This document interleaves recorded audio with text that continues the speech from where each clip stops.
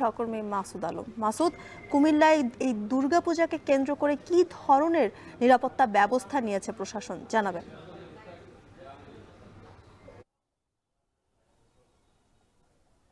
জ্যোতিকা, আজকে জানেন মহালয় দিয়ে শুরু হইল যে শারদীয় উৎসবের আনুষ্ঠানিকতা।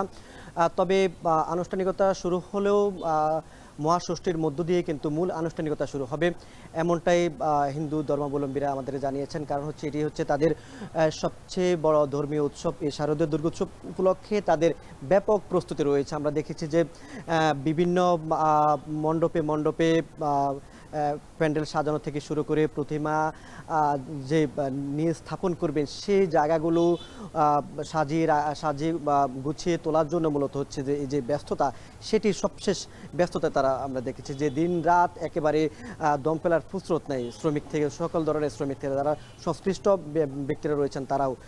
পুজো উদযাপন কমিটির সাথে আমরা কথা বলেছি এবং জেলা প্রশাসন, পুলিশ প্রশাসনের সাথে কথা বলেছি। তারা বলছেন যে নিরাপত্তা যেন একেবারে কোনো ধরনের ত্রুটি না থাকে সেজন্য তারা ব্যাপক প্রস্তুতি নিয়েছেন এবং জেলা প্রশাসকের সাথে তারা সবসময় সমন্বয় করছেন। আমরা পুলিশ প্রশাসন আমাদেরকে যেটি জানিয়েছেন যে কুমিল্লায় 812টি পূজা মণ্ডপে এবার শারদীয় দুর্গোৎসব উদযাপন হবে একেবারে আনন্দঘন পরিবেশে।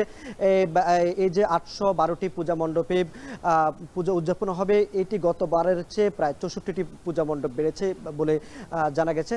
তারা বলছেন যে কুমিল্লা হচ্ছে একটি সম্প্রীতির শহর, এখানে সবসময় আনন্দঘন এবং একটি উৎসবমুখর পরিবেশে এই যে পূজা উদযাপন করে আসছেন যে সনাতন ধর্মাবলম্বীর যারা হিন্দু সম্প্রদায়ের ব্যক্তিবর্গ রয়েছেন, শিশু থেকে কিশোর একেবারে বৃদ্ধ পর্যন্ত সকল শ্রেণীর পেশার মানুষ।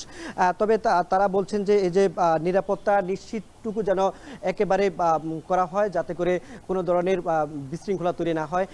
কুমিল্লায় যে 812টি পূজা মণ্ডপে পূজা উদযাপন হবে, ইতিমধ্যেই শেষ কাজটুকু হচ্ছে শেষ কাজের অংশটুকু হচ্ছে যে প্রতিমাগুলোকে এক রাঙিয়ে তোলা। সেই কাজটুকু এখন মৃৎশিল্পী যারা রয়েছেন তারা ব্যস্ত সময়ের মধ্য দিয়ে সেটি শেষ করছেন। তো জ্যোতিকাই ছিল শেষ কুমিল্লা থেকে।